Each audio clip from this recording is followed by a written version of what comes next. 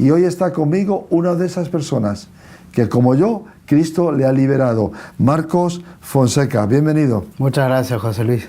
Bueno, creo que queremos conocerte un poco, tu testimonio, pero antes vamos a empezar.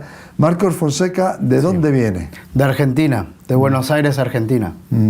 ¿Y llevas mucho tiempo aquí en España? En España llevo, como te había comentado anteriormente, un año más o menos, 1 año y 3 meses, por ahí.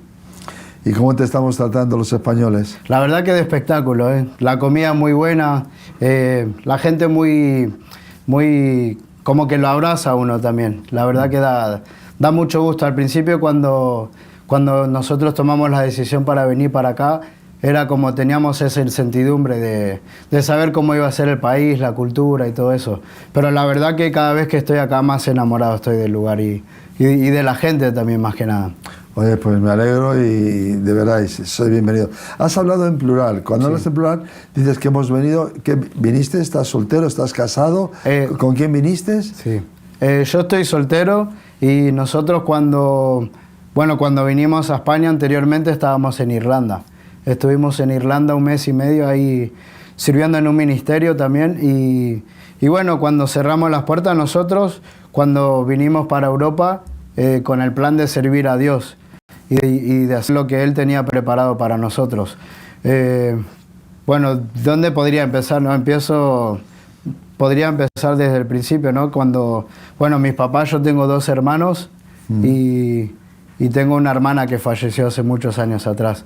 ¿Una hermana que falleció? ¿Con qué edad falleció tu hermana? Ella tenía 22 años. 22 años. Sí. ¿Alguna enfermedad, un accidente? Mira, ella terminó ahogada en una piscina, así tipo en una fiesta o algo así. Así que bueno, le hicieron la autopsia y nunca se supo bien qué pasó esa noche. Sí. ¿Cuál fue la vida de Marcos Fonseca en Argentina, allí en Buenos Aires? Mira, yo hasta los 6, 7 años estuve ahí en Buenos Aires con mis papás, con mis hermanos, hasta que pasó lo del corralito. Mi papá es técnico aeronáutico, él trabajaba ahí en Aerolíneas Argentinas. Sí. Entonces, bueno, él a los 7 años por ahí, mis papás estaban liderando una iglesia de jóvenes, ahí estaban como pastores de jóvenes. Y un día viene mi mamá, nos contó que llegó al barrio y le pusieron una pistola en la cabeza y le gatillaron 3 veces. Y no salió ninguna bala. ¿A tu madre? A mi madre, sí. ¿En los tiempos del corralito? Eran de los años 2000, por ahí más o menos. Sí. Entonces ahí ellos tomaron una decisión de agarrarme a mis hermanos y a mí y llevarnos a otro lugar, ¿no? La idea principal era ir a Australia, pero terminamos yendo a Estados Unidos. ¿Y cuál fue el motivo de que tuviera ese atraco, o ese abuso, o ese intento de matar a tu madre? ¿Así fue por casualidad, por robar, o había algún otro motivo oculto? Mira, nosotros creyendo en Dios y creyendo que Él siempre está con nosotros, quizás en otro punto, o si hubiese pasado otra persona, capaz que lo hubiese matado de las balas. Pero Dios no quiso en ese momento que a mi madre no le pase nada. Entonces ahí en Argentina hay muchas personas que roban por necesidad de drogarse y esas cosas. Entonces yo quiero creer que fue por eso, ¿no? Y pues fue un milagro, ¿eh? Porque sabemos los que hemos estado metidos en las calles, sí, que eso ocurra es muy difícil, muy complicado. Sí. Una bala puede ser, pero ya cuando se repite y todo se encasquilla y no sale, creo que fue un milagro, la mano de Dios estaba ahí. La verdad que sí. Entonces decidí salir de Argentina. Tu papá, salís de Argentina sí. ¿Y dónde vais? Y ellos habían probado en Australia, pero después terminamos yendo a Estados Unidos. Y nosotros, bueno, emigramos a los 7 años por ahí. Yo tenía 7, mi hermano mayor tenía 11 y mi hermana tenía 9, 10 por ahí más o menos. ¿Tú que eres el hermano menor o el del medio? Yo soy mellizo. Ah, mellizo. Sí, tengo mi hermano mayor, estaba mi hermana, yo y mi mellizo. Éramos 4 nosotros. ¿Y cómo es tu entrada? ¿Cómo es la entrada de la familia en Estados Unidos? En ese entonces no era tan complicado. Como te digo, mi papá trabajaba en aerolíneas y él, bueno, le dieron el acceso para entrar ahí. Entonces nosotros arrancamos y entramos ahí en Miami, estuvimos un tiempito y después de ahí nos fuimos para otro pueblo que fue donde nosotros originalmente nos criamos ahí, que es donde están mis hermanos también ahora. Están allí. Me ha parecido entender como que tú vienes de un trasfondo familiar evangélico, cristiano, ¿es así? Sí. Como que tus padres pastoreaban una iglesia de jóvenes. Entonces, ¿cómo fue tu juventud? Mira, yo desde cuando llegamos a Estados Unidos tuvimos un tiempito que no encontramos, bueno, sí íbamos a una iglesia. Después de un tiempito que por el tema de los trabajos de mis papás no pudimos ir más a la iglesia. Entonces yo hasta a los 11 me había bautizado y hasta ahí, bueno, fue que íbamos a la iglesia. Pero en mi casa mi mamá siempre, al principio siempre nos decía que no podíamos hablar inglés en mi casa y que siempre hablamos en español, ¿no? Y siempre en mi casa siempre se oraba por la comida, siempre se daba gracia y la verdad que hasta que me empecé a tomar malas decisiones y malas juntas yo, la verdad que no tengo ninguna queja de cómo nos criamos. Nosotros nos criamos en el campo y teníamos mucho campo porque mis papás cuidaban tipo como un rancho, le llaman allá, que es bueno un rancho y cuidaban ahí que hacían retiro y todas esas cosas. Así que nosotros siempre estuvimos rodeados en un ambiente cristiano con mi familia y mis hermanos. ¿Y en qué momento de tu vida empiezas a buscarte problemas? ¿Y por qué? Mira, ¿Qué te mueve a salir de un ambiente de paz, de unión en tu casa, de tener como un colchón de confort y también un colchón de protección? ¿Qué te lleva a dejar todo eso? Yo creo que fue un poquito como el hecho de mis papás no los dejaban hacer tantas cosas, creo que en la iglesia, creo que fue un poquito que teníamos esa libertad bueno, yo me quedaba a dormir en la casa de amigos, capaz que me iba una semana, 2 semanas, pero yo creo que fue también más el ambiente donde me empecé a mover, porque yo me crié con mis amigos que eran afroamericanos ahí, entonces al moverme en ese barrio era como tarde o temprano la ola me iba a terminar. Es la curiosidad de ser joven, digamos, también. De mirar algo nuevo, de descubrir un mundo nuevo. Sí, de hacer lo que hacían todos mis amigos también. ¿Y cómo empezó tus andanzas? Yo me acuerdo a los 12, empecé joven yo, como a los 12, 13 por ahí. Mis amigos se juntaban y empezaban a fumar marihuana. Entonces yo como para no querer sentirme fuera de todo eso, empecé también ahí a consumir marihuana con ellos a los 12, 13. Y después eso me fue llevando a probar lo que es el vodka y todas esas cosas, también las bebidas más fuertes. A los 13, sí, por ahí arranqué. ¿Y cuánto tiempo estuviste entre la marihuana y el alcohol? Mira, estuve desde los 13, ponele que a los 15, 16, creo que fue donde empecé más fuerte. Y en todo eso, bueno, ya mis padres como que no estaban yendo a la iglesia por el tema del trabajo, pero ellos seguían orando, seguían buscando así de Dios. Y nosotros, bueno, yo creo que fui la oveja más negra de casa. Porque tus hermanos no cogieron ese camino. Mi hermano mayor, digamos, más tarde, pero yo sí, ya de joven. Como no estaba nunca en mi casa tampoco, mi mamá pensaba que yo me portaba bien, porque en casa era un ángel yo, pero después en la calle sí hacía... Eras un demonio. Era un demonio, sí, andaba haciendo desastre por ahí.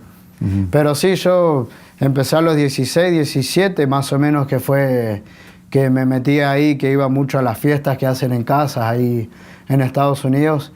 Y también, bueno, por el hecho de querer ser parte de todo, ¿no? Como de no perderme el ritmo. De no sentirte desplazado, sí, o quizás marginado. Eso mismo, sí. ¿Y en qué te metes después de dejar la marihuana y el alcohol? Mira, yo me acuerdo brevemente que una noche tuve como una pelea con un chico y bueno, eso fue como la decisión donde... Ya en ese entonces yo siempre estuve metido en esos ambientes, pero siempre algo dentro de mí me decía que no era mi lugar ahí. Porque yo cuando terminaba la noche o estaba solo, siempre sentía como un vacío. Pero yo iba y seguía estando ahí como porque no tenía otra cosa para hacer y... Si bien conocía de Dios, pero no lo conocía a Dios en ese entonces. Entonces a los 17 fue cuando tomamos la decisión de volver para Argentina con mis papás. Toda la familia. ¿Tus padres tenían conocimiento de estas andanzas tuyas? Porque a los padres se les engaña, pero hay un tiempo en que tapar esa forma de vida quizá no sea tan fácil, ¿o sí? Mira, yo como no estaba en casa nunca, yo creo que era más fácil. Pero muy pocas veces... de los 16 a los 17 estuve todo ese año en la casa de un amigo, que vivía prácticamente ahí, tenía más ropa en la casa de él que en mi casa. ¿En tu casa? Sí. Entonces a los 17 fue cuando hablé con mis papás para tomar la decisión que ya no quería estar más ahí, digamos.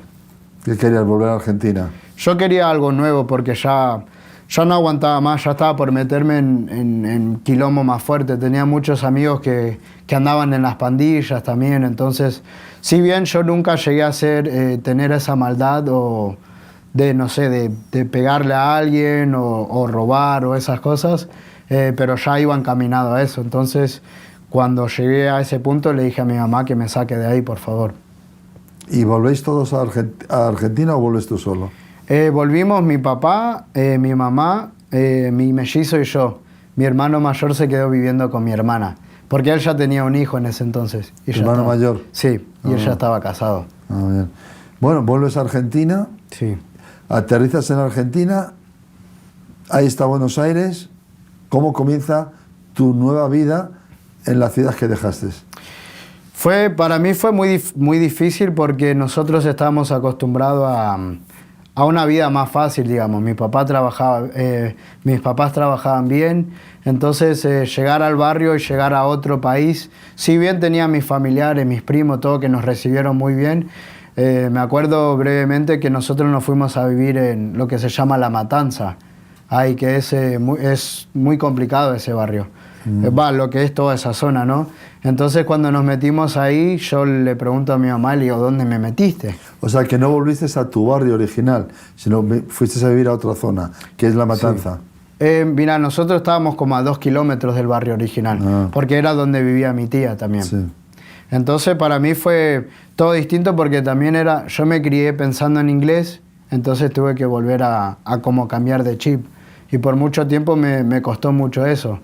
Y nosotros cuando llegamos, yo como no conocía a nadie, y ya mi corazón estaba tan destruido, y yo estaba tan destruido, uno de mis primos me había invitado a la iglesia. Sí. Justo ahí, creo que fue la primera semana que llegamos a Argentina. Entonces yo agarré y le dije que sí, porque no tenía otra cosa para hacer. Dije, no conozco a nadie, estoy en un lugar donde no sé nada, entonces me llevaron mis primos a una reunión de jóvenes.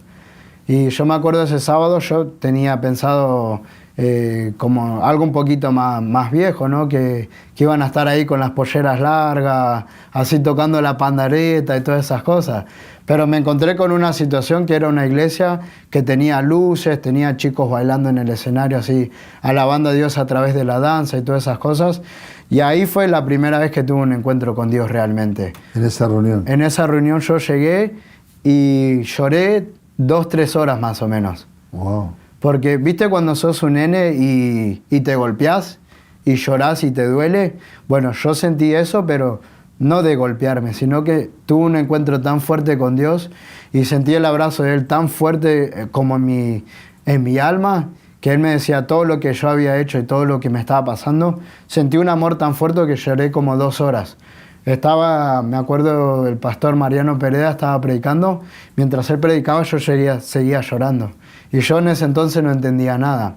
Y ahí fue cuando tuve mi primer encuentro con Dios después de todo ese tiempo. Y llegas a casa y tu madre estaba en esta reunión, bueno, si era de jóvenes no estaría, me imagino. No estaba ella. Y cuando llegas a casa, ¿qué le dices a tu madre lo que te ha pasado en la iglesia? Creo que en ese entonces no tenía una muy buena relación así de hablar muchas cosas con mi madre, digamos. Hablaba lo justo y necesario. Porque uno también de grande va entendiendo que los papás, también ellos son personas, ¿no? Y tuvieron su crianza y tuvieron, ellos yo creo que, vos siendo padre me entenderás, ¿no? Lo que te voy a decir. Que los papás siempre dan de lo mejor que le dieron a ellos, ¿no? Sí. Entonces, en ese momento de mi vida no tenía una muy buena relación con mi madre. En el sentido ese de poder charlar todo, ¿no? Digamos. Entonces eso como que me lo guardé para mí un tiempito. ¿Y qué forma de vida después de esa reunión, después de ese encuentro tan espectacular con el Señor, Sí. qué forma de vida adquieres? Porque venías de Estados Unidos, de consumir, de fiestas, de alcohol. ¿Y cómo sigue tu vida después de ese culto, de esa reunión en la iglesia? Después de eso, empecé a a ir de vuelta a las reuniones de jóvenes y después nos empezaron a meter en lo que se llaman células, que son, bueno, es como para buscar de Dios en un hogar, en la casa de algunos de los muchachos que son los líderes. Y empecé a meterme ahí y el impacto ese que tuvo de que Dios me tocó la vida fue tan fuerte que yo quería seguir buscando de Él. Entonces fui creciendo en la iglesia, fui sirviendo hasta que llegué al punto de ser también yo líder de jóvenes. Y después ahí, como yo viniendo de Estados Unidos, era el intérprete también de cuando venían pastores de África, pastores de Inglaterra, así. Yo estaba me llamaban a mí para traducir en las reuniones. Entonces me metí a fondo. Pero bueno, en ese entonces todavía estaba viva mi hermana. Entonces a los 19, casi 20 años, yo trabajaba en una fábrica y nos llaman. Me llama mi mamá. Y yo en ese entonces yo sabía que si me llamaba mi mamá era algo muy fuerte. O sea, algo fuera de lo normal, ¿no? Algo extraordinario. ¿Y por qué te llamó? Bueno, mi mamá ya sabía que yo cuando trabajaba, que a mí me gustaba trabajar, siempre fui a hacer las cosas bien en el trabajo, de cumplir, ¿no? Y cuando llamó mi mamá, lo llamó a mi jefe y mi jefe me dijo que estaba mi mamá en el teléfono. Y me dijo que mi hermana estaba justo en la sala esta de emergencia. Que bueno, que era posible que no... Pero tu hermana y tu hermano mayor se habían quedado en Estados Unidos. Sí, mi hermano estaba con ella. ¿Y estaban allí en Estados Unidos? Sí. Que estaba en una sala de emergencias. Sí. ¿Qué había pasado? Y en ese entonces no sabíamos nada todavía. Pero bueno, yo agarré y fui a mi casa y cuando llego a mi casa y veo que están mis familiares y estaba uno de mis pastores de la iglesia y me di cuenta que era algo serio. Entonces, bueno, nosotros oramos por ella ahí en ese entonces. Y bueno, era más que nada ya saber que ella no iba a estar más. Entonces oramos por ella y ahí fue como, ese tiempo fue, bueno, yo en ese entonces me estaba conociendo con una chica y habíamos hablado con mis pastores de jóvenes para casarnos, ¿no? Entonces yo ya tenía más o menos mi futuro en el ministerio, en las cosas de Dios, ya tenía todo planeado. Tenías como ya un plan, ¿no? Para llevar a cabo. Un futuro ya más o menos diseñado. Sí. Y ocurre lo de tu hermana. Y estáis en casa, y estáis llorando. Y bueno, ¿y tu hermana sale de la sala de emergencias? ¿O? No, ella muere ese mismo día. Muere ese mismo día. Muere ese mismo día y después, bueno, nosotros con mi mellizo nos volvimos a Estados Unidos. Y yo en ese entonces estaba bastante firme en las cosas de Dios. Que después con los años me di cuenta que no estaba tan firme como yo pensé que estaba. Entonces fuimos, hicimos la etapa de luto y todo eso. Y yo tenía planes de volver a Argentina y continuar con mi vida. Pero bueno, como después pasó el tiempo del lapso del boleto de avión, mi hermano en ese entonces no podía pagar el boleto para que yo vuelva. Entonces volví a lo mismo de antes, pero peor todavía. O sea, volviste a tus pandillas, a tus fiestas y a tus consumos. Ahora, sí. Una cosa, Marcos. ¿Qué siente un joven como tú que de repente huye de Estados Unidos porque quiere cambiar de vida, porque le ahoga la vida que está llevando? Sí. Empiezas a caminar con Dios y ¿qué pasa por tu cabeza cuando te dicen que tu hermana ha fallecido? Y ahí eso, yo me acuerdo que me costó muchos años entender eso. Años te costó. Años. Tuve hace 1 o 2 años más o menos que pude realmente entender. Yo en ese entonces me acuerdo que leí un versículo que decía, el Señor da y el Señor quita, pero Dios sigue siendo Dios. Entonces yo me frustré, me enojé con Dios, porque mi hermana, si bien ella también vivía ese estilo de vida que bebía y salía, pero era una buena persona, ¿no? Como decimos por ahí. Entonces por muchos años, cuando no pude volver para Argentina y continuar con mi vida, digamos que estaba viviendo, ahí es como que me enojé con Dios. Y ahí es cuando le di la espalda a Dios por muchos años. A causa de no entender y no poder asimilar la muerte de tu hermana. Sí. Bien, ¿y en qué te metes entonces? Dices que te vuelves a la espalda a Dios y que empiezas a complicarte más la vida. Y ahí fue cuando no necesariamente consumía marihuana en ese entonces, me volví muy alcohólico en ese entonces.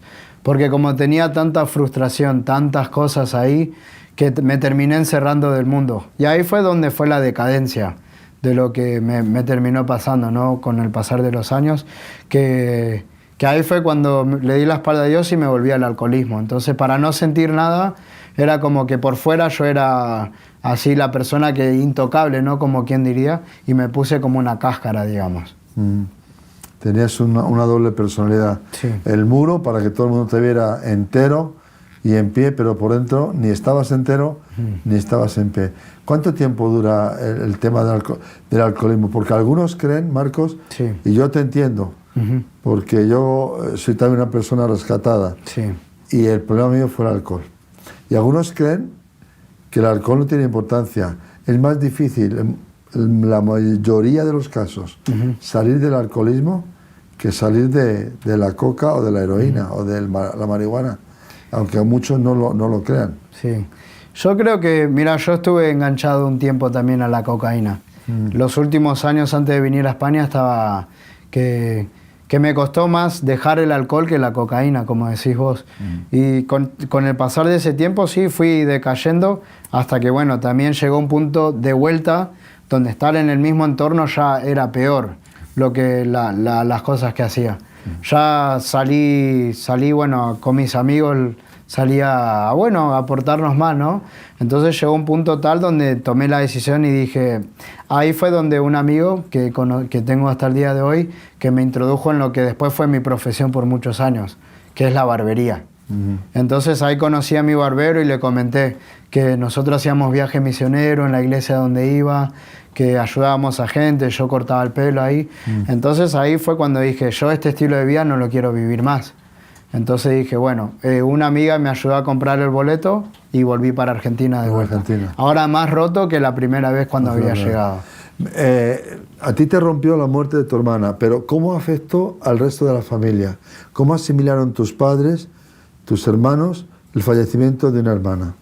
Mira, yo hoy en día puedo decir que mis padres y yo sanamos ese vínculo, pero yo creo que a mis hermanos les cuesta mucho más todavía. Sí. Porque yo entiendo que Dios es el creador de todo, ¿no? Entonces nosotros nunca vamos a entender por qué Dios hace las cosas y por qué permite que pasen ciertas cosas. Entonces, yo hoy en día estoy en paz con la decisión que tomó Dios, porque así como me pasó a mí, también le pasó a mucha gente que le pasó que murió familiares, hasta padres o madres, antes de tiempo. Entonces, hoy en día tengo esa paz de saber que yo creo que ella fue salva y que el día de mañana la voy a volver a ver. Entonces eso es lo que me da un poquito de confort también y tranquilidad. ¿Tus padres también están en ese nivel? Sí, mis padres totalmente. Están ahí, bien. Bueno, entonces vuelves otra vez a Argentina, peor de lo que te fuiste. Sí. Te vas de Argentina por un problema, en Estados Unidos te metes en problemas, Sí. vuelves a Argentina, parece que va todo bien, rompes. ¿Qué pasó con tu novia? El proyecto de vida. Al enrolarte tú en Estados Unidos, me imagino que se rompería quizás, ¿no? Sí, porque yo como me había avergonzado el hecho de volver a caer a lo mismo que había hecho antes. Entonces lo que eran mis amigos de la iglesia y todo eso, les dejé de hablar completamente. Y esta chica también le dejé de hablar. Y cuando vuelvo a Argentina me enteré que, bueno, ella estaba ahí. No sé si estaban o no estaban, o nunca entendí bien cómo era la situación, pero estaba con uno que era mi amigo.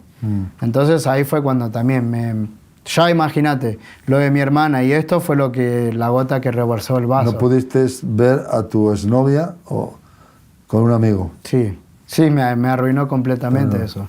Pero sin embargo tú en Estados Unidos no te acordaste de tu novia. No, ni de para Dios. nada. O sea que hay algo de injusticia, ¿no?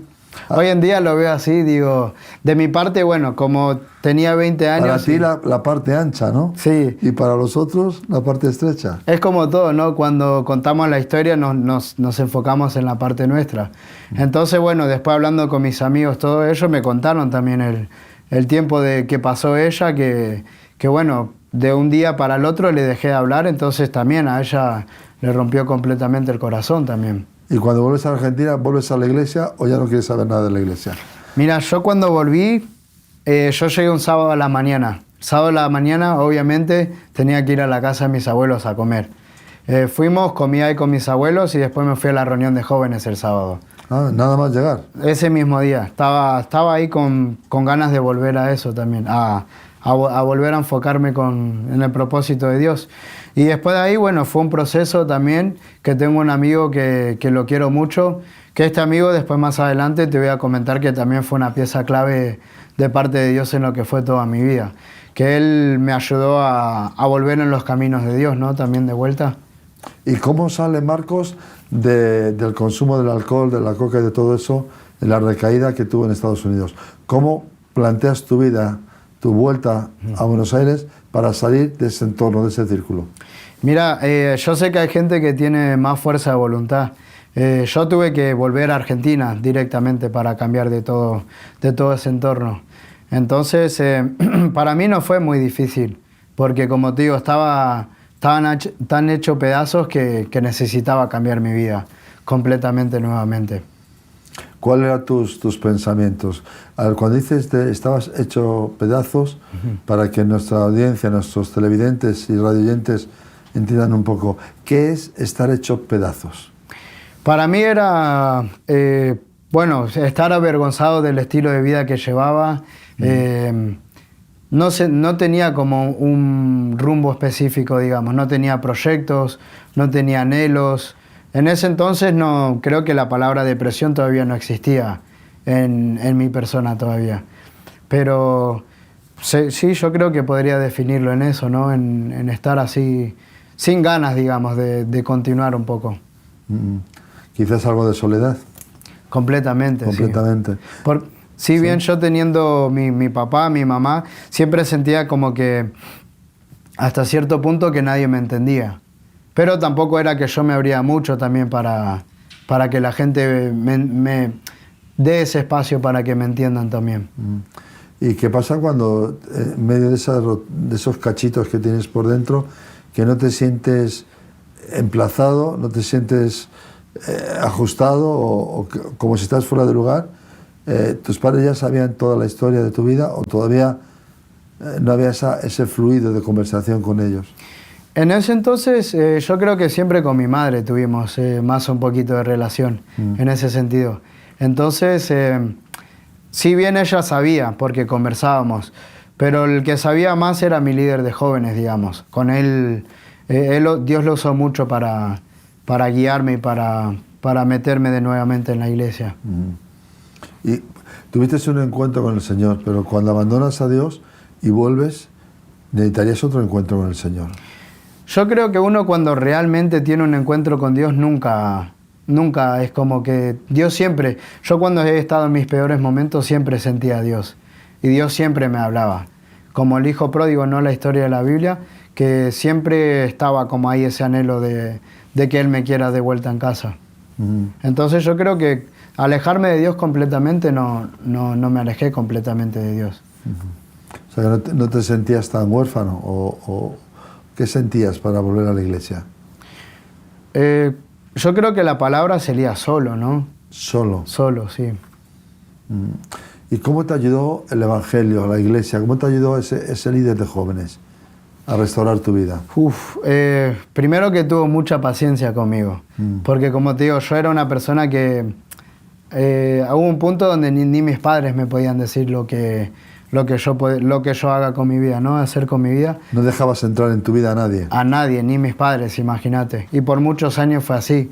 Yo creo que Él me fue mostrando, ¿no? las parábolas y las historias de la Biblia a través de cosas cotidianas que me pasaban. Entonces Dios fue muy sabio a través de Él en mostrarme muchas cosas y como te digo, Él también invirtió mucho tiempo en mí. Entonces a través de su vida fui conociendo también y teniendo más ganas de conocer al Dios que había conocido a los 17 años. Y entonces la lectura con la Biblia te ayudó a cambiar tu vida, la palabra de Dios. Sí, completamente, sí. Pero algunos dicen que la Biblia es algún libro viejo. Mira, para mí la Biblia puede ser así, si lo ves de esa perspectiva. Pero como nosotros somos personas espirituales, es una guía espiritual eso. Entonces, la Biblia lo puedes ver como un libro más. Pero si lo ves del lado espiritual y lo ves con un corazón necesitado y sabiendo que Jesús es real y Dios existe, para mí es una guía eso. Hay mucha gente que dice que no podemos ver ni escuchar a Dios, pero Dios a mí me habla a través de ese libro, a través de la Biblia. De la Biblia. Entonces, si ahora mismo nos estuviera escuchando un chico joven, un hombre joven o maduro con problemas de alcohol y problemas de este tipo, ¿tú crees que le podría ayudar también a él el leer la Biblia, buscar a Dios? Completamente. Si llega un punto donde el alcohol se convierte en un círculo vicioso en nuestra vida. Entonces nosotros, yo creo que ya dependemos. Yo llegué al punto tal de que si no tomaba alcohol me temblaban las manos, a ese punto. Entonces yo creo que si uno, como dice la Biblia, ¿no? Si clama a Dios con un corazón sincero, Él va a entrar en nuestra vida.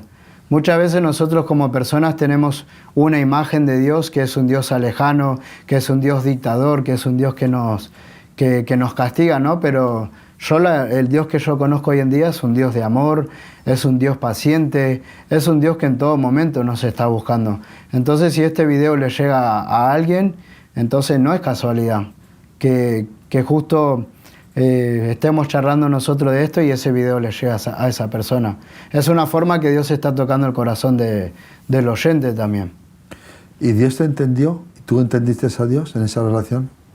Mira, entender, no sé si entender, pero mucho más. Cada día que voy caminando con Él voy entendiendo la magnitud de Él.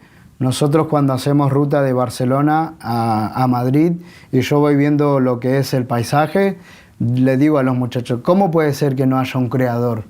Que todo esto, lo que vemos, que la naturaleza misma habla del poder de Dios, ¿no? Para mí. ¿Cuánto tiempo te llevó el salir de la dependencia del alcohol? Porque es un proceso largo. Y lo digo por experiencia, quizás no sé cuánto tiempo te llevó a ti salir de ahí. Yo estuve... Hasta sentirte libre por el poder de Dios. Yo estuve, mira, arranqué a los 20, 21... Después tuve una pausa de 1 año y medio, 2 años, porque en ese entonces me frustré también por el tema de no saber cómo llevar la carga de mi hermana, ¿no? Y lo que me había pasado. Todavía, aún volviendo a la iglesia, sí, seguías llevando la carga de tu hermana. Todavía, eso lo llevé por muchos años. Y el que fue mi líder de jóvenes me decía, vos hablame de esto, y nosotros lloramos muchas noches y hablamos, y le decía, seguía sin entender, ¿no? Entonces, de ahí como que pasaron un par de cosas que me terminé alejando, ¿no? Nuevamente de la iglesia. Y ahí me alejé completamente, ya directamente no oraba, no buscaba de Dios. Mi mamá hubo un par de veces cuando llegaba así alcoholizado y llegaba al día siguiente y tenía lo que es resaca, me levantaba y le decía, no quiero orar, le decía directamente. Entonces llegué al punto tal de que ya no quería saber nada con Dios. Y ahí fue donde más fuerte caí en el alcoholismo, digamos. Otra caída, otra da la espalda a Dios y viene con otra caída. Esta fue la más fuerte de todas. Sí. Porque ahí fue donde realmente me volví alcohólico. Yo en ese entonces me acuerdo que bebía 4 litros de cerveza todos los días, más o menos. Y de ahí tuve de los 24, 25 hasta casi los 30 años que estuve bebiendo así todos los días. Y cuando vas tocando fondo y hacia abajo y hacia abajo, ¿cuál es el punto donde llegas? ¿Qué te ocurre? ¿Cómo de repente Dios vuelve a tocarte? ¿Cómo vuelves a ver la esperanza otra vez? ¿A través de que algún hecho traumático, algún encuentro con Dios en la iglesia, sí, otro suceso de muerte? ¿Qué ocurre para que tú busques otra vez a Dios? Mira, yo en ese entonces tuve mi primer intento de suicidio, que fue en la pandemia más o menos. Que ahí fue cuando entró la depresión, la ansiedad en mi vida, que hoy en día también... ¿Quisiste quitarte la vida? Me tomé un pote de pastillas así, intenté suicidarme la primera vez. Y eso creo que es la segunda o tercera vez que hablo de eso. Eso nunca se lo había contado a mi madre hasta hace poco. Entonces eso me terminó llevando a tomar esa decisión, porque ya hacía lo mismo. Estaba con el mismo grupo de gente, iba a las discotecas, estaba de vez en cuando con alguna mujer, tenía plata siempre porque trabajaba, pero ya nada me saciaba. Entonces yo me acuerdo que le hablaba a un amigo y le decía, mi amigo Matías, le decía, Mati, me quiero matar, me quiero suicidar. Y él me decía, dejate de hablar tonterías. Y bueno, ahí fue cuando yo tuve un año ese que fue un año bastante oscuro, que mi amigo me ayudó un poquito a salir de eso, pero realmente no salí de eso. Entonces a los 29 por ahí, que fue como, la gente siempre me veía, yo siempre fui una persona contenta por fuera, ¿no? Siempre ponía esa fachada, como quien diría. Entonces nadie nunca se hubiese imaginado que yo por dentro estaba más muerto que vivo. Entonces llegó un punto donde una noche, consumiendo cocaína, estuve como 2-3 días consumiendo, y fui a trabajar y comía al mediodía y después seguía a la noche. Y esa semana dormí poco. Y esa semana me acuerdo que fue, creo que un miércoles, jueves fue, de jueves para viernes. Yo agarro y llego a mi casa y eran como las 2-3 de la mañana y estaba tomando alcohol y ya estaba perdidísimo.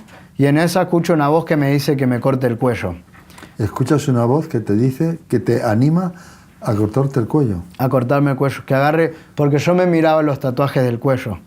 Entonces llegó un punto donde yo me miraba así y me miraba el cuello y esa voz me dijo, bueno, matate, porque yo por dentro no tenía más ganas de vivir, seguía sin entender lo de mi hermana, veía como mis primos se casaban, yo seguía soltero, no realizaba, no tenía metas, no tenía sueños, no tenía anhelo, no entendía nada de la vida, busqué con el tema de las energías, busqué con el tema del rastafarismo, busqué en un montón de cosas buscando lo que yo ya sabía, que era lo único que podía llenarme. Entonces me acordaba que tenía una navaja de barbería abajo y me terminé cortando el cuello. Al final obedeciste esa voz y te lo cortaste. Y me corté el cuello. Sabes que es muy normal que la gente que se ha metido en cosas de ocultismo, las ha rozado, sí, que oiga ese tipo de voces que son demonios y te cortas el cuello. ¿Y qué ocurre? ¿Estabas solo en tu casa? ¿Dónde haces eso? Yo vivía en unos departamentos. A 2 casas estaba mi amigo Matías y yo estaba ahí. Entonces yo, como tenía la intención de borrarme de la faz de la tierra, pongo música a volumen a tope y ahí estoy. Estuve un par de horas cortándome el cuello así con la navaja. Y desangré un montón y no me moría, no me moría. ¿Pero qué? Dices que estuviste como un par de horas cortándote. Sí, me miraba al espejo y me cortaba. Yo no era consciente de lo que estaba haciendo en ese momento. Y la sangre salía y tú seguías cortando. Salía sangre, sí. Yo tengo 32 puntos en el cuello. ¿Y qué pasaba por tu cabeza? ¿O estabas ya tan destruido que no percibías nada? Yo en ese momento no pensaba nada. Seguía la voz esa que me decía, cortate el cuello. Entonces yo, me acuerdo, mi amigo Matías, eran como a las 9-10 de la mañana. Y yo escuchaba que mis vecinas se quejaban porque estaban llamando al dueño del alquiler. Y yo estaba en mi habitación, estaba tirado en un charco de sangre. Y yo dije, bueno, en un ratito voy a terminar la misión esta porque... ¿Cuánto tiempo estuviste desangrándote? Mira, de las 3 de la mañana hasta las 10 de la noche más o menos. Wow. Y yo creo que perdí casi toda la sangre que tenía en el cuerpo. Entonces, como yo ya no tenía más ganas de vivir, a la noche no podía dormir porque sentía que me tiraban la sábana, que sentía sombras y ya me había metido en un mundo tan oscuro y también en los ambientes en los que iba, a los ambientes de fiesta, en todo eso, como que me llevaba un poco de eso a casa. Entonces, del miedo también de sentir todas esas cosas, dije, bueno, ya está, yo me voy de acá. Este es el momento, ¿no? Y obedeciste la voz. ¿Y cómo te descubren? ¿Quién entra en la casa para...? Pues si vivías solo, ¿quién fue la primera persona que entró? ¿Los vecinos? ¿Tu amigo Matías? ¿El señor de la casa? No, fue mi amigo Matías que había tocado la puerta porque él también es cristiano. Y él me decía, che, Marcos, tenés que dejar de vivir esta vida. Porque él ya veía dónde iba a terminar. Que a veces yo de lo borracho que andaba inconsciente. Y llegaba a mi casa y no me acordaba nada. Y él me decía, no, hiciste esto, anoche hiciste lo otro. O a veces también no podía ni hablar bien cuando estaba con mis amigos. Llegó al punto tal que ya ni mis amigos se querían juntar conmigo, de lo mal que estaba. Entonces él toca la puerta y se va a trabajar a la barbería. Y él sentía de parte de Dios que él tenía que volver, como que escuchaba que Dios le decía que él tenía que volver a mi casa y buscarme. Y buscarte. Entonces él salta a los 2 balcones y yo tenía una puerta que se deslizaba. Él revienta la puerta esa y me encuentra a mí con el cuello todo cortado y tirado en la cama ahí. Y yo justo vivía enfrente de un hospital. Entonces él agarra y me lleva al hospital y ahí llaman a mis padres. Y yo en ese entonces como que seguía ahí medio sin entender nada, digamos. Y cuando te vas al hospital, ¿tú eras consciente de que ibas a algún lado o habías perdido ya el conocimiento? Mira, yo tenía todo el cuerpo lleno de sangre y le dije a mi amigo Matías, le digo, déjame que me cambie, porque estaban las enfermeras viniendo a buscarme. Le digo, déjame que me cambie, que me bañe por lo menos. Y él me agarró en la ducha y me estaba limpiando toda la sangre. Y en una de esas agarro y me desmayo así y vi como la famosa lucecita blanca y él agarraba y me sacudía y me decía, Marcos, por favor, no te mueras, no te mueras. Entonces, cuando me metieron en la sala del hospital, yo como que para mí no había pasado nada en ese entonces, porque estaba bajo los efectos de la droga y todo eso. Yo caí en la realidad cuando lo llaman a mis padres y llega mi padre y veo la cara de él. Yo vi la cara de mi papá y automáticamente empecé a llorar. Porque yo me puse ahí, me acordé de mi hermana y dije, qué egoísta que soy, qué hice, dije. Qué egoísta que fui al hecho de ser esto. Entonces lo vi a mi padre entrar y lo vi ahí y yo ya tenía vendas ahí, tenía los 32 puntos. Claro, ya te habían tenido que coser y cuidar y me imagino que hacerte alguna transfusión de sangre y todo esto, ¿no? En ese entonces no podían porque no tenía, me pusieron insulina como 2 días para recuperar todos los líquidos. Después como al día creo que era, me hicieron una transfusión. Me pusieron como 3-4 bolsas de sangre con toda la sangre que había perdido. ¿Ves la cara de tu padre y qué? Y ahí se me vino el mundo encima. Sí. Ahí lo vi a mi papá y vi no sé si el terror, fue como el susto, el alivio, digamos, de verme vivo. Porque él después me agarra y él venía en el colectivo, en el bus, y él venía y él me decía que Dios le venía hablando, que le decía, yo a tu hijo le di una segunda oportunidad. Entonces lo primero que llega mi padre, me mira así con los ojos lagrimeando, me ve y me dice, hoy Dios te dice que te da una segunda oportunidad de vida.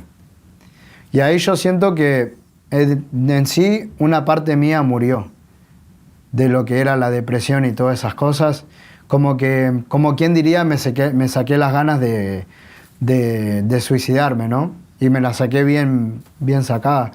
Entonces, en ese entonces estuve como 5 o 6 días en la parte de psiquiátrico yo. Y ahí fue cuando vino este muchacho que era mi líder de jóvenes, y él vino y me habló, porque él siempre me hablaba, como decimos nosotros en Argentina, sin pelos en la lengua. Y él me dijo, mira, vos tenés 2 opciones ahora. Porque yo siempre era una persona que siempre las cosas le echaba la culpa a los demás. Nunca era culpa tuya. Nunca era culpa mía. Eran culpa de los demás, de la familia, de los acontecimientos, de lo que fuera, menos tú. Todo era culpa de algo exterior, digamos. Entonces él, como me conocía bien, me dijo, ahora tenés 2 opciones. Tenés la opción de seguir echándole la culpa a la gente como hacías antes y terminar de suicidarte como un cobarde, o sos un hombre de verdad y agarrás, te ponés los pantalones, atravesás todo esto, salís de este pozo oscuro donde estás de la mano de Dios y te pones las pilas, me dijo. Imagínate, yo lo vi a él y no quería escuchar eso. Yo quería que él me abrace o me diga, che, amigo, estoy con vos. Pero la verdad que esas palabras eran justo lo que necesitaba escuchar yo. Y estuve 1 semana en la parte de psiquiátrico yo. Entonces ahí fue cuando tuve mucho tiempo para pensar y ahí también orando y viendo la gente que como quien diría que realmente tenía problemas psicológicos. Yo le dije a mi mamá, le dije, ma, yo no estoy loco. Yo tuve un derrape y metí la pata, pero yo loco no estoy, le digo. Entonces me dejaron salir y estuve en mi casa 2 semanas encerrado en mi habitación. Y en ese entonces, como yo me miraba al espejo mientras me cortaba el cuello, le dije a mi mamá que me saque todos los espejos de la casa, porque yo no podía. No querías tener espejos. No quería, porque todavía me veía la cicatriz y todas esas cosas. Entonces ahí fue donde tuve también, porque yo cuando estuve en mi habitación, llegué a ver una sombra y era como el espíritu de la muerte, como quien diría. Sí. Yo creo que muchos le dicen la parca. Entonces yo lo vi y que me vino a buscar. Y en ese entonces nunca sentí tanto miedo en mi vida como cuando vi y sentí esa presencia. Pero como Dios ya tenía un plan para mi vida y ya me había guardado, entonces no dejó que yo me vaya. Entonces yo había veces que me levantaba a las 3, 4 de la mañana asustado y le decía a mi mamá, mamá, vení ahora conmigo porque no puedo dormir. Y yo del miedo que tenía temblaba en la cama.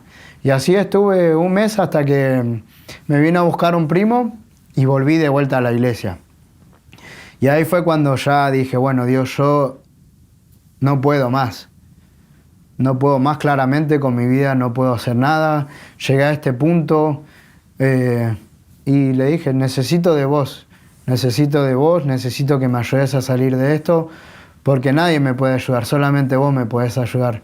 Y ahí fue de a poquito, me fui metiendo a lo que era la célula nuevamente, a la iglesia nuevamente, y ahí fue cuando Dios me fue sacando todo eso, me fue sacando todo ahí fue cuando con mis papás, la pregunta que me habías hecho del hecho si ya tenemos paz con el hecho de que ya no está más mi hermana, mi mamá por mucho tiempo estuvo enojada, estuvo frustrada con la vida también.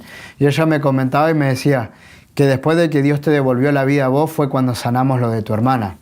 Porque nosotros estuvimos tanto tiempo sirviendo en la iglesia, prestándole atención a la iglesia y nunca nos dimos cuenta que vos a gritos estabas pidiendo ayuda en casa y te teníamos ahí. Entonces fue ahí cuando ella se dio cuenta de lo sucedido.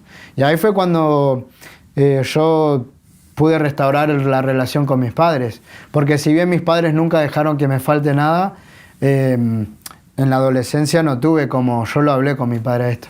Le dije, a mí me hubiese gustado que estés ahí para aconsejarme a cómo conquistar una chica, o cómo hablar con las mujeres, o cómo esto y esto.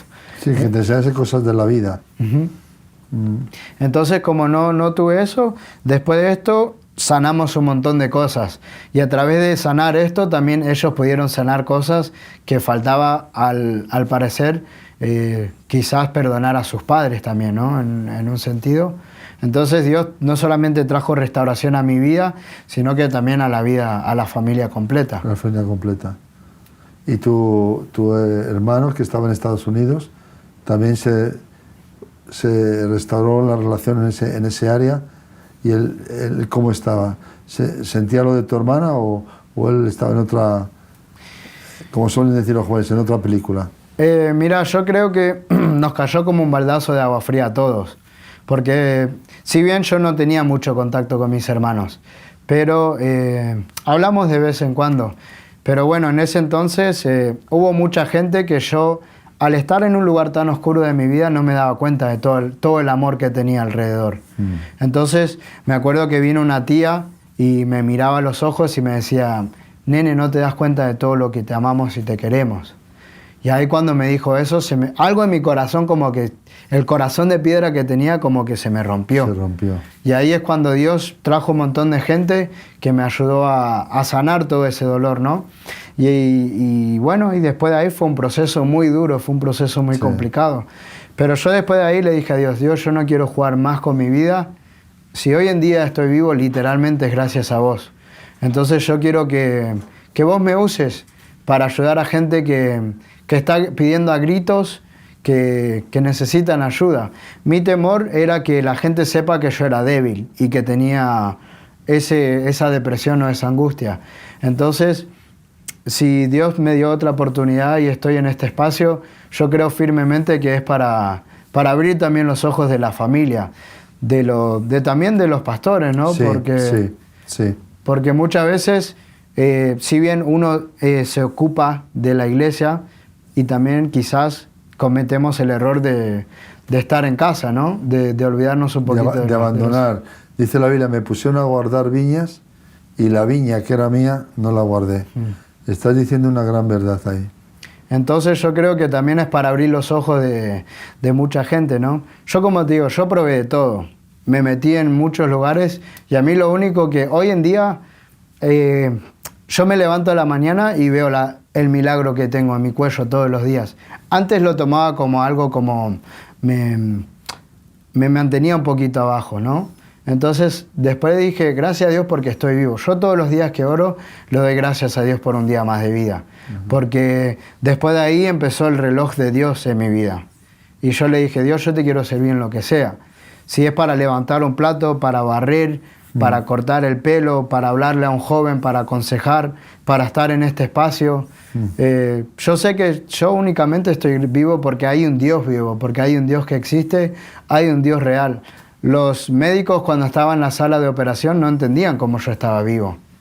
Y la única respuesta es Dios. Es Dios. Y la semana que pasaste en la psiquiatría tampoco te ayudó mucho. Eso me empeoró la situación. ¿Te empeoró? Sí, porque ahí fue cuando, al estar en todo eso, como que me venían malos pensamientos. Y como te digo, me abrió bastante los ojos al hecho de saber que yo no estaba tan mal como pensé que estaba. Bueno, ¿y cuántos años hace de este episodio? Mira, ya van, esto fue hace 1 año y medio que pasó todo esto. Todo esto. Sí. ¿Y cuál es el motivo de que hayas venido a España? Mira, nosotros en el año 2015 tuvimos un viaje misionero, que fue antes de alejarme completamente de la iglesia, ¿no?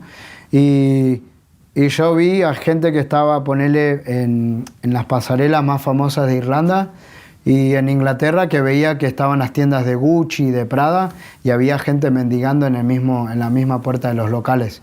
Entonces nosotros con mi familia tuvimos el anhelo y ahí como que Dios sembró algo en nuestro corazón de ayudar a la gente que está en situación de calle, que está en el alcoholismo, que está en la depresión, que no tiene a nadie, que la familia los abandonó. Entonces es dar un poquito de todo lo que Dios nos da siempre, es devolverle un poco de eso, ¿no? Y lo más importante, le puedes dar un plato de comida, pero el plato de comida se va.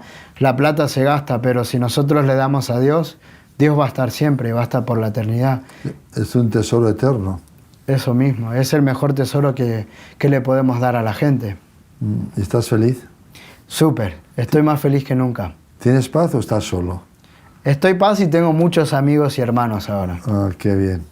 Bueno, estamos llegando ya al final del tiempo, pero me gustaría que tú mismo te dirigieras a una de nuestras cámaras, que aquella cámara es la tuya, sí, y que hablases a personas que rondasen tu misma situación, pero que también, por favor, di algo a los hijos de los pastores.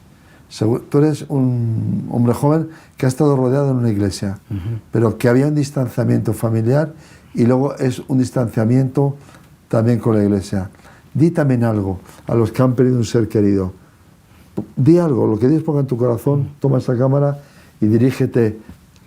Mira, yo lo que les puedo animar es que si estás en la iglesia y no conoces a Dios todavía, porque podemos pasar mucho tiempo adentro de la iglesia, sirviendo a Dios, aún sí mismo, yo como siempre digo, conocer el Dios de nuestros padres, pero los animo a que, bueno, que tomen este tiempo y que si mis vidas les sirve para que puedan acercarse a Dios, Dios siempre está en cada momento de nuestras vidas, nunca... Él está más cerca de lo que nosotros no podemos imaginar. Así que si vos sos hijo de pastor y seguramente estás como yo, que estabas rodeado de gente todo el día, todo el tiempo, pero te sentías solo, quizás cuando estás en tu habitación, estás ahí en la cama, mirás al techo y capaz no tenés ganas de vivir quizás, o sentís que nadie te comprende. Yo te puedo decir que hay un Dios que te ama, hay un Dios que está ahí. A los pastores también que puedan animarse a crear ese espacio, a esa confianza con sus hijos también, de así como consolidamos a personas que están en la iglesia, que también lo podamos hacer con nuestros hijos y acercarnos a ellos y darles esa confianza, ¿no? Y no solamente eso, sino el espacio, que ellos puedan sentirse cómodos y que la familia sea unida, porque en este tiempo el diablo está atacando mucho a la familia, a la separación, a la distancia de los hijos y los padres, y las personas que tuvieron problemas con alcohol como yo, claramente eso no es la solución. Mientras más pasan los días, peor se vuelve la cosa, y si hoy te puedo animar a que evites llegar al punto en el que llegué yo, te animo a que busques de Dios, a que le abras tu corazón sincero y con una necesidad que tenemos todos, ¿no? Porque todos tenemos la necesidad de buscar, de encontrarnos con el Creador. Muchas veces tenemos esa idea de que hay un Creador o que hay alguien más, ¿no? Y Y ese es el Dios que me salvó la vida a mí y es el Dios que te quiero invitar a que puedas conocer también. Marco, muchas gracias. Muchísimas gracias por tenerme. Este ha sido, hemos conocido el corazón de Marcos Fonseca. Seguramente que algunos de sus corazones se han identificado con esa problemática, con esas ataduras, con esos problemas. Sea cual sea su situación, este es el testimonio real y auténtico. Estamos en el siglo XXI. Cristo vive. La Biblia no es un libro viejo y antiguo. La Biblia es la palabra de Dios. Y no nos avergonzamos del Evangelio porque es poder de Dios para salvar. Amén. Si usted tiene una necesidad espiritual, no la va a solucionar ni con un rabino, ni con un pastor, ni con el Papa de Roma, ni un sacerdote. Necesita a Jesucristo. Porque Él vino a buscar y a salvar lo que usted ha perdido, que está buscando. Quizás deambulando por las calles, con su fachada de persona dura y alegre, pero por dentro como aquellos famosos payasos que cuando salían de actuar del circo lloraban en el camerino. Sus lágrimas pueden ser quitadas y enjugadas por el poder, el amor de Dios. Esta es nuestra invitación, que venga a un encuentro con Dios. Dios le ama. La obra del diablo es destruirle.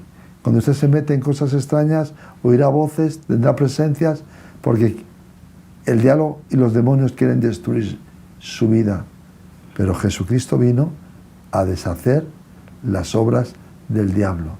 Y el que está en Cristo es nueva criatura. Por eso le invito a un encuentro con el Señor Jesús. Es muy sencillo, como Él hizo. Señor, perdóname, aquí estoy. Te entrego mi vida, mis pedazos, mis roturas, mis fracasos. Llévalos y hazme una nueva persona. Y con su permiso y con permiso de Marcos, voy a hacer una oración para que Dios también le bendiga a usted. Padre, te damos gracias por este tiempo, por haber permitido tener este tiempo con Marcos y Él ha abierto su corazón a nuestros oyentes, ha abierto su corazón, Señor, para decir a otros lo que Cristo ha hecho con Él y cómo Dios hizo el milagro de la restauración familiar y cómo Dios hizo el milagro de sanidad ante la pérdida de un ser querido, pero sobre todo, cómo Dios hizo un milagro de sacarle de la muerte y traerle a la vida, naciendo de nuevo. En el nombre de Jesús te pido, Señor, que uses este espacio en la televisión, en la radio, para salvar, para bendecir y para liberar a otros. Y que las tinieblas retrocedan, que el poder del Evangelio avance y que tú des hoy el don del arrepentimiento a aquellos que lo están necesitando. Bendecimos la audiencia de Solidaria TV. Bendecimos la audiencia de Radio Solidaria. Bendecimos a donde llegue este testimonio. En el nombre de Jesús. Amén. Amigos, esto ha sido hoy, de corazón a corazón. Les habló José Luis Sanz. Pronto nos volveremos a ver.